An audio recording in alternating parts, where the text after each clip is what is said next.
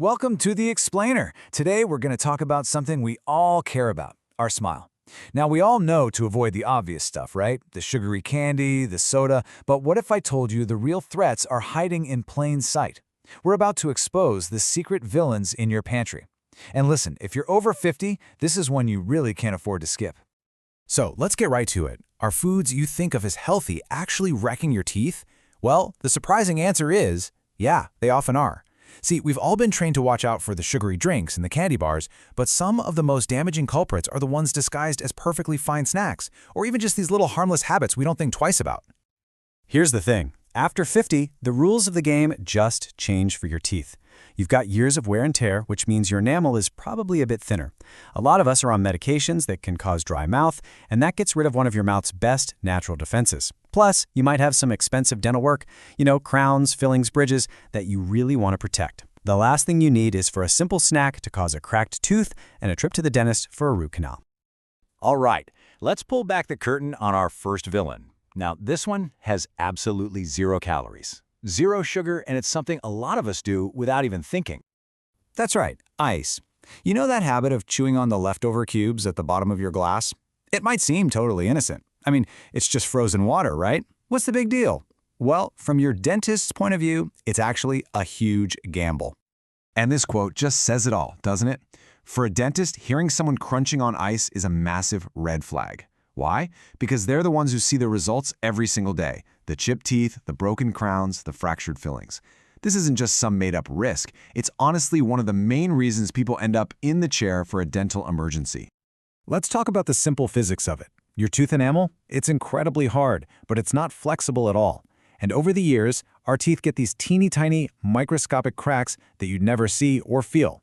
So when you bite down hard on a piece of ice, which is another hard, brittle crystal, you're basically forcing those tiny little cracks to become major fractures. Something's got to give, and you really don't want it to be your tooth. The good news is, the fix for this is super simple. If you just love an ice-cold drink, try using a straw. It'll help you avoid that temptation to chew. Or if you actually like the texture, switch over to something gentler, like shaved ice or that soft ice you get at some restaurants. Bottom line, just give your teeth a break and stop using them as an ice crusher. Okay, moving on to our next culprit. This one is really sneaky because it's not sweet at all, it's savory. It's a snack that millions of us grab every day thinking it's a totally safe bet. Yep, crackers. Things like saltines, goldfish, you name it. They seem so harmless, but the chemistry that kicks off inside your mouth tells a very, very different and much stickier story. I know, that sounds crazy, but think about it. Here's why it's true. When you eat a piece of chocolate, it melts, and your saliva washes it away pretty quickly. But that starchy gunk from crackers, it sticks around for hours, creating the absolute perfect breeding ground for decay. So here's what's actually going on. These crackers are made of super refined starches. The second you start chewing, your saliva gets to work breaking them down into a sticky sugar paste, and that paste gets crammed into all the nooks and crannies of your molars, getting stuck between your teeth. It basically becomes an all-you-can-eat buffet for cavity-causing bacteria. So what can you do about it? Well, if you're going to have crackers, try pairing them with some cheese. The fat in the cheese actually creates a bit of a protective barrier and helps neutralize acid. And this is the most important part.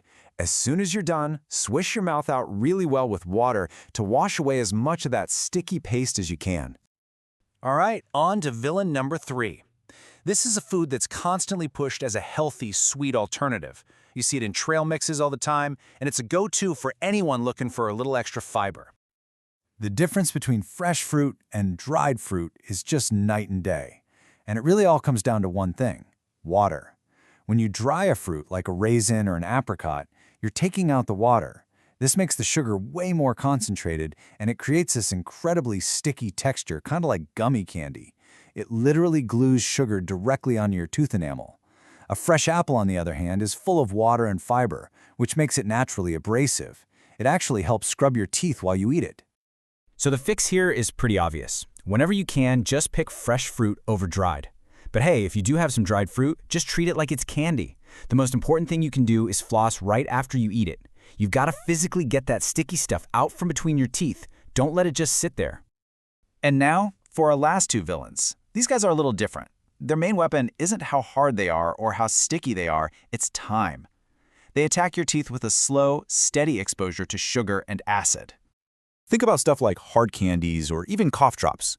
The real danger isn't that one quick hit of sugar. It's the duration. See, if you eat a slice of cake, that sugar is in your mouth for maybe a few minutes. But a hard candy? That could take 20, even 30 minutes to dissolve. For that whole time, you're just bathing your teeth in a constant sugar wash. It's a slow-motion acid attack that your saliva just can't win against. And that brings us to our final villain, acid itself. The process is called acid erosion, and the analogy on the slide here is perfect. Think about how acid rain can slowly eat away at a statue. That's exactly what highly acidic things, like lemon water, are doing to your tooth enamel. It just slowly dissolves it, which is what can leave your teeth looking yellow and feeling super sensitive. So here's your game plan for acidic foods. First, don't be a sipper. If you're gonna have lemon water, drink it all in one sitting. Don't nurse it all day. Second, use a straw. That helps it bypass your front teeth. And third, this one is so important, do not brush your teeth right after. The acid actually softens your enamel, and if you go scrub it right away, you're literally brushing away the surface of your teeth. You have to wait at least 30 minutes to give your saliva a chance to work its magic first.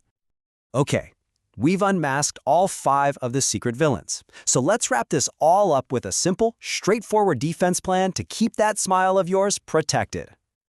All right, here it is, your whole game plan on one screen. The really crucial thing to see here is the pattern. It's not just about sugar, is it?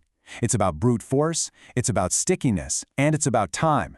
Every villain has a unique way of attacking your teeth, but every single one has a simple defense, too. This isn't about giving up these foods forever. It's just about being smart and knowing how to outplay them. So, now it's your turn. Have a think about your own habits. Are you an ice chewer? Be honest. Do you love snacking on crackers or maybe sipping on lemon water all morning? Let us know in the comments which one of these habits might be yours. Because just knowing is the first and most important step. Your smile is absolutely worth protecting. Stay wise and keep on smiling.